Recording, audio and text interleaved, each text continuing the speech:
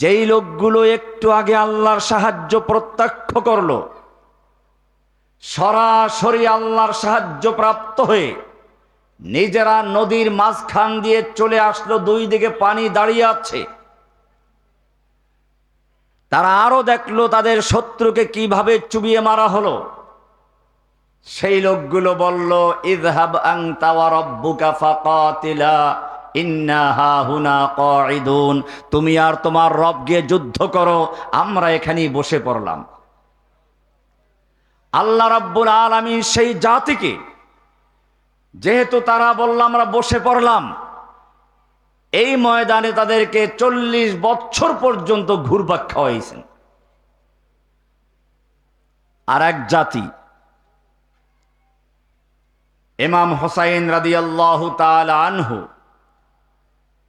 আশুরার মাস, মুহররমের মাস, অনেক গল্পই আপনারা শুনেছেন। কেন ইমাম হুসাইন রাদিয়াল্লাহু তাআলা আনহু মদিনার থেকে বের হলেন?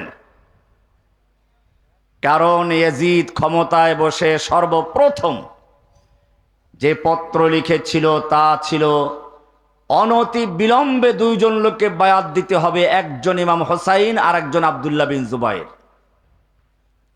আব্দুল্লাহ বিন জুবায়ের রাদিয়াল্লাহু তাআলা আনহু আমিরে মুআবিয়া রাদিয়াল্লাহু তাআলা আনহুর মৃত্যুর খবর শুনে, ইয়াজিদের খলিফা হওয়ার খবর শোনা মাত্র তিনি মদিনা ছেড়ে মক্কায় চলে গেছেন। ইমাম হুসাইন রাদিয়াল্লাহু তাআলা আনহু মদিনায় ছিলেন। রাতের বেলায় মদিনার গভর্নর তাকে ডাকলো, ইয়াজিদের পত্র পড়ে শোনালো, এক্ষুনি আপনাকে বায়াত দিতে হবে, নতুবা গর্দানটা উড়ে যাবে। মারওয়ান ইবনুল হাকাম সেখানে বসে আছে। ইমাম হুসাইন বললেন, এরকম চুপচাপ অন্ধকারে আমার মতো লোকের পক্ষে বায়াত দেওয়া সম্ভব নয়, আমাকে ভাবতে হবে, আলোচনা করতে হবে। মারওয়ান বলল, গর্দানটা এখনই উড়িয়ে দাও। ইমাম হুসাইন বললেন, আমাকে রাত্রটা পর্যন্ত শুধুমাত্র চিন্তা করতে দাও। গভর্নর রাজি হলো। রাতের বেলায় তিনি স্ত্রী সন্তান পরিবার নিয়ে মদিনা ছেড়ে মক্কায় চলে গেলেন। কুফার লোকেরা জানতে পারলো ইমাম হুসাইন ইয়াজিদকে বায়াত দেন নাই, তিনি মক্কায় চলে এসেছেন। পত্র লেখা শুরু করলো, আপনি ঠিক কাজ করেছেন, বায়াত করেন নাই ঠিক, আমাদের কিছু অনুসারী আছে ঠিক বলে চিৎকার মারে, স্লোগান দিতেও কম দেয় না। আজকে তোমাদের হয়তো কষ্ট লাগবে কথাগুলো শুনতে, কিন্তু ভালো করে বোঝার চেষ্টা করো কেন বলছেন এগুলো। ইমাম হুসাইন রাদিয়াল্লাহু তাআলা আনহু মক্কায় চলে গেলেন। ওই লোকগুলো কুফার থেকে পত্র লিখতে শুরু করলো, আপনি ঠিক কাজ করেছেন, ঠিক, আমরা আপনার সঙ্গে আছি, আপনি চলে আসুন। একটা দুটো নয়, হাজার হাজার পত্র এসে ইমাম হুসাইনের দরবার ভরে যাচ্ছে। হাজার হাজার পত্র স্তূপ হয়ে যাচ্ছে। ইমাম হুসাইন রাদিয়াল্লাহু তাআলা আনহু পরীক্ষা করার জন্য নিজের আপন চাচতো ভাই মুসলিম ইবনে আকিলকে পাঠালেন, যাও গিয়ে অবস্থাটা যাচাই করো। তিনি গেলেন, দেখলেন ঠিকই কুফার লোকেরা সকলেই ইমাম হুসাইনের পক্ষে বায়াত দেওয়ার জন্য প্রস্তুত। একজন নয়, দুজন নয়, 12,000 থেকে 18,000 পর্যন্ত লোক তার কাছে বায়াত দিয়ে দিল। পত্র লেখলেন, আপনি চলে আসুন, কুফার জমিন আপনার জন্য উর্বর, এখানের লোকেরা আপনার জন্য জীবন দিতে প্রস্তুত, অলরেডি আপনার জন্য বায়াত দিয়েছে 18,000 লোক। ইমাম হুসাইন রাদিয়াল্লাহু তাআলা আনহু চলে আসবেন। বিজ্ঞ সাহাবায়ে কেরাম বললেন, আপনি ওখানে যাবেন না, ওরা আপনার আব্বাকে হত্যা করেছে, আপনার বড় ভাইয়ের সঙ্গে গাদ্দারি করেছে, যার ফলে তিনি আপনার আব্বার মেম্বারে আমিরে মুআবিয়াকে বসিয়ে খেলাফত তার হাতে দিয়ে দিয়েছে। আপনি যাবেন না, আপনাকেও তারা হত্যা করবে। ইমাম হুসাইন যাওয়ার জন্য প্রস্তুত। এত পত্র, এত চিঠি, এত বায়াত,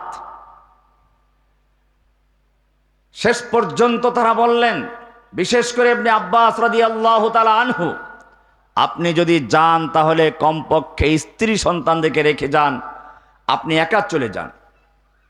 তিনি সকলকে নিয়ে রওনা করলেন। এদিকে ইয়াজিদ, কুফার তৎকালীন গভর্নর ছিলেন নোমান ইবনে বশির রাদিয়াল্লাহু তাআলা আনহু, একজন বিশিষ্ট সাহাবী, যার হাতে হয়তো ইমাম হোসাইনকে হত্যা করা সম্ভব ছিল না। ইয়াজিদ তাকে সেখান থেকে অপসারণ করলো। তার জায়গায় খুনি, স্বৈরাচারী, স্বেচ্ছাচারী ওবায়দুল্লাহ ইবনে জিয়াদকে নিয়োগ করা হলো। ওবায়দুল্লাহ বিন জিয়াদ মাত্র 18 জন, কোন বর্ণনায় 500 জন, সর্বোচ্চ 500 জন, সর্বনিম্ন 18 জন, 16 জন সঙ্গী নিয়ে রাতের বেলায় ইমাম হোসাইনের বেশভূষা ধরে কুফায় প্রবেশ করলেন।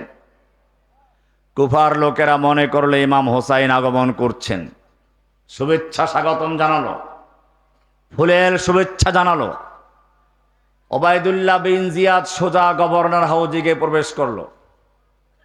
এরপরে লোকদেরকে ডাকালো, আজকে রাতের মধ্যে ইয়াজিদকে বায়াত দিবেন অথবা গর্দানগুলো ফেলে দিব। যদি সর্বোচ্চ 500 লোক ধরা হয় তার সঙ্গে, তাদের কাছে তখন যে অস্ত্র ছিল সেই অস্ত্রগুলো কি? রাইফেল, AK-47, বোমা ছিল, কি ছিল? তলোয়ার। এই 18,000 লোক যারা ইমাম হোসেনকে বায়াত দিয়েছিল তাদের হাতে কি ছিল? তলোয়ার ছিল। একটু যদি তারা সোচ্চার হতো, যুদ্ধ করত, এই ইয়াজিদের বাহিনী যারা এসেছে ওবায়দুল্লাহ বিন জিয়াদের সঙ্গে কেটে কচুকাটা করে ভাসিয়ে দেওয়া যেত। তারা তা করলো না, বায়াত উদ্ধ করলে ইয়াজিদকে বায়াত দিয়ে দিল।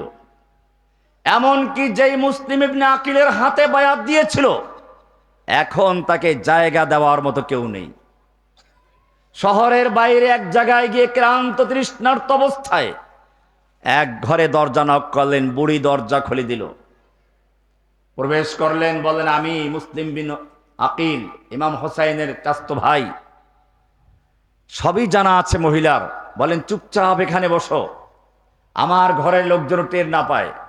এর মধ্যেই এই মহিলার ছেলে টের পেয়েছে কিছু একটা হয়েছে, দরজা খোলার আওয়াজ পাওয়া গেছে। বলল মা কি হয়েছে, কে এসেছে? বলে না কেউ না। বলে না কেউ একজন এসেছে। বের হয়ে আসলো, দেখলো মুসলিম ইবনে আকিল বসে আছেন। বলল মা আমার তো খুব আনন্দ লাগছে এই মেহমান পেয়ে, এত সম্ভ্রান্ত সম্মানিত মেহমান আমাদের ঘরে।